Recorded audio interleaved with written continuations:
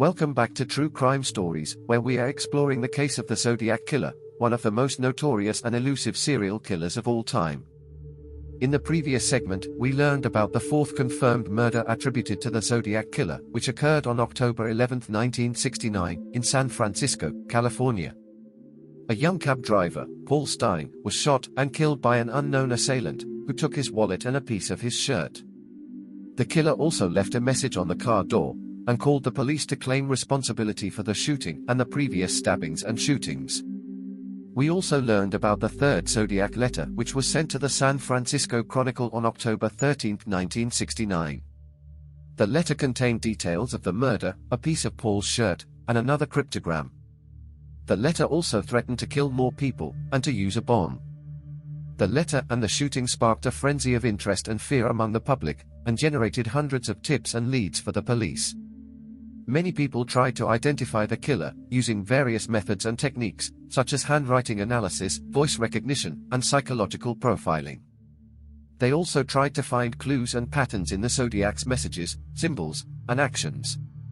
They also speculated about his motives and goals, and his possible connection to other unsolved murders. The police followed up on every possible lead, but they could not find any conclusive evidence or suspects. The case remained a mystery, and the killer remained at large. The Zodiac, however, did not remain silent. He continued to communicate with the authorities and the media, and to claim responsibility for his crimes. He also continued to kill, and to show his audacity and cruelty. He struck again on December 20, 1969, exactly 1 year after his first confirmed murder, in Modesto, California, about 90 miles east of San Francisco. That night, a young couple, Donna Lass and Richard Gajkowski, were driving to a motel after attending a Christmas party. They were stopped by a police officer, who told them that their car had a broken taillight. The officer asked for their license and registration, and then told them to step out of the car. He then handcuffed them, and put them in the back of his patrol car. He then drove them to a remote location, where he shot them both in the head, killing them instantly. He then dumped their bodies in a ditch, and drove away.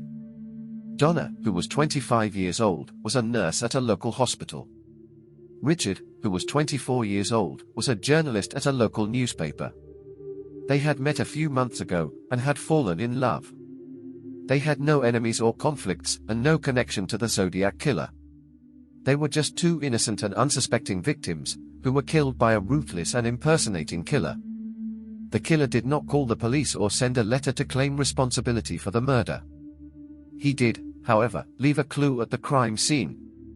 He carved a symbol resembling a crosshair on a tree near the ditch where he dumped the bodies.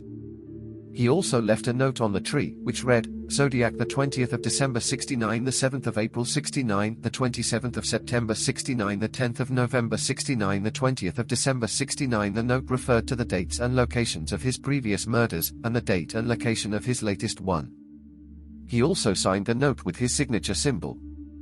The police arrived at the scene and found the bodies of the two victims.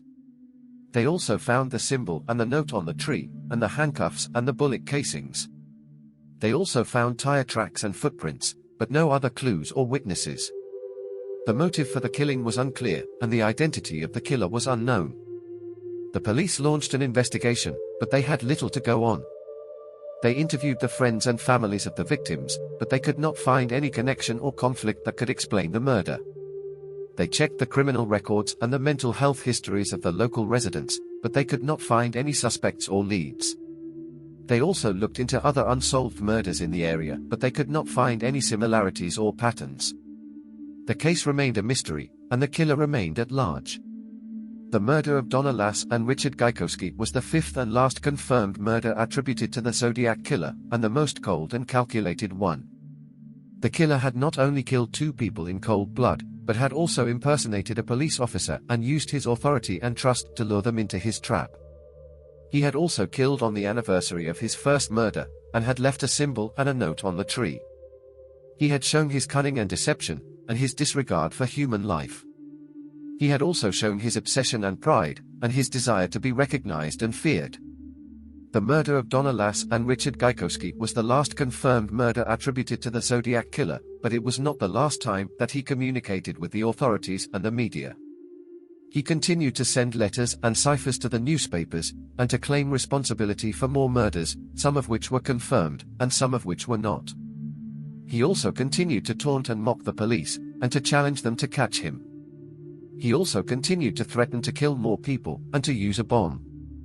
He also continued to reveal details of his crimes, and to give clues and hints about his identity. He also continued to change his modus operandi, and to use different weapons, methods, and targets. He also continued to use his signature symbol, and to call himself the Zodiac. The Zodiac's last confirmed letter was sent to the San Francisco Chronicle on January 29, 1974, more than 4 years after his last confirmed murder. The letter was handwritten in capital letters, with misspellings and grammatical errors. The letter began with the phrase, "This is the Zodiac speaking." The letter contained a review of the movie The Exorcist, which the Zodiac claimed to have seen. The letter stated that the movie was the best satirical comedy that he had ever seen, and that he enjoyed it immensely. The letter also stated that the Zodiac had killed 37 people, and that he was still alive and well. The letter ended with a symbol resembling a crosshair, which was the Zodiac's signature. The letter was shocking and bizarre. It showed that the Zodiac was still following the media, and that he had a twisted and sadistic sense of humor. It also showed that he had increased his body count, and that he was still confident and arrogant. It also showed that he had not given up his killing spree, and that he was still a threat to society. It also showed that he had not revealed his identity, and that he had not been caught. But who was he? Why did he kill? And how did he manage to evade capture? These are the questions that have haunted and fascinated generations of investigators, journalists, and amateur sleuths. These are the questions that have inspired countless books, movies, podcasts, and theories.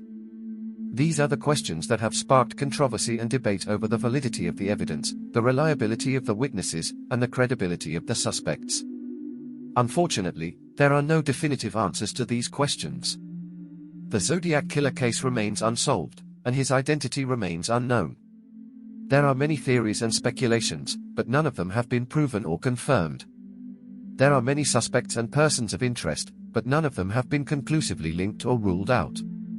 There are many clues and hints, but none of them have led to a breakthrough or a closure.